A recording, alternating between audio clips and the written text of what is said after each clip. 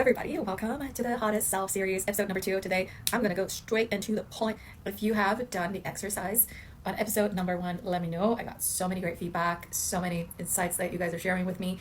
So today I'm going to be sharing a little bit more about this framework that I created for myself because, well, I needed something tangible to make me believe in myself when I was competing, believe in myself when I was healing my gut, trusting that I was finding the right people or eating the right way to heal my body or even to heal my relationship with food. So it varies, right? It can be different based on the season that you're in and your goals. But there's 3 pillars that are super, super important. One is your body, right? Like your body, your goal, your fitness goal. Do you want to lose weight? Do you want to build muscle? Whatever. Do you have a competition? Whatever.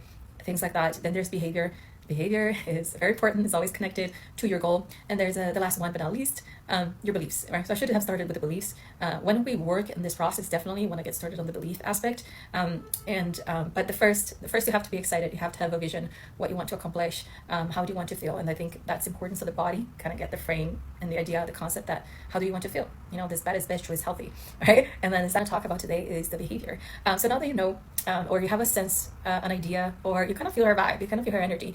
So you know what do you want to accomplish. Now you're going to be really getting that tangible idea. You're going to put some of her habits. So you have this version of yourself who is healthy, who instead of, drinking soda, she drinks kombucha. I don't know. This is just an example. I know a lot of people hate kombucha, but maybe alcohol, right? Alcohol is not really good for you and you're quite, surpassing what you should be drinking. So maybe, she's cutting down a little bit of alcohol, maybe just drinking on the weekends. Call it tiny habits. So this is what I'm referring to when I say like micro habits. It's really something small, but I don't think the book talks about that. But what I'm referring to, I want elements. I want you to include elements, right, of this version. So you pick something that for sure you don't do it right now. You don't eat right now because you don't like it because it's not your current identity, but you like to. You know that this version of yourself does that. She eats that every day. She drinks that healthy juice every day. So you're gonna implement that. So you're going to include that in your environment, or in your fridge or whatever, right? So just it's an element that should be in your environment as of today is just one thing. Don't get overwhelmed. And this is why, and this is not something like woo-woo or anything like that. It's supposed to send you a message to your subconscious. So and it's similar to, or whatever, you can either be like, if you go to sleep and just put your gym clothes right next to your bed, right? Like, or your shoes. I don't like shoes in the room, so you do whatever you want to do. I think that's terrible. But that's an example, right? Or maybe it's changing your body, right? Like becoming this version of yourself that is healthy, that automatically thinks in this way, that acts in this way, that your automatic response when you say, oh, let's just drink this weekend, and you're like,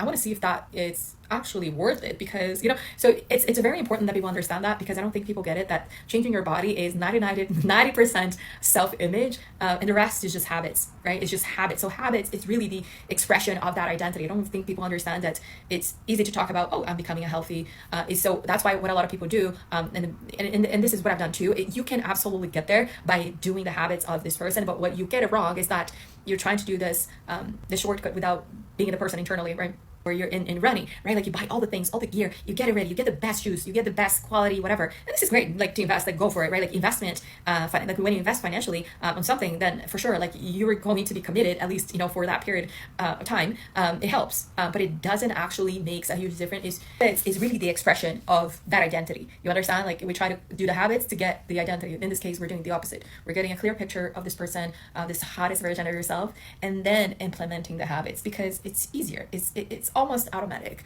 So that's all for today. You don't need to grab a just pick whatever the thing that feels closest and easiest to you, and then really look at it, right? Like, or if you feel bored, you can pick different things that can represent that identity, even if it's a new gym clothes, right? Or even if it's clothes, even if it's something in the fridge, I want you to put these elements into your environment, and every time that you look, every time that you drink, even if you hate it, just reinforce that identity, just reinforce this version of yourself. You're like, oh, I'm starting to become healthier because look at my fridge. I'm this hot girl, I'm this girl, and I'm my everybody. I hope this helps. I hope this was I think this is a fun exercise. I love to do it with my clients, and I think the more you do it, if you think that was easy change, you can see it.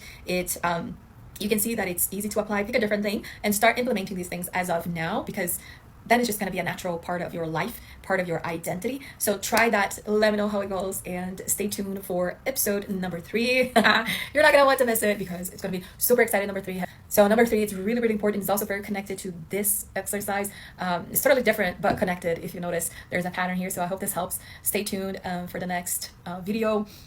in the series, and I love sharing this exercise because it made such a huge change in my life. I've done it for so many different things, so many different little goals that I wanted to implement, or things that I would like to change in my environment, in my health, in my nutrition, just things. But episode number 3, if you like episode number two, you're gonna love episode number 3 because we're gonna go deeper into these topics. It's gonna be a whole different thing, but cannot miss it. So stay tuned.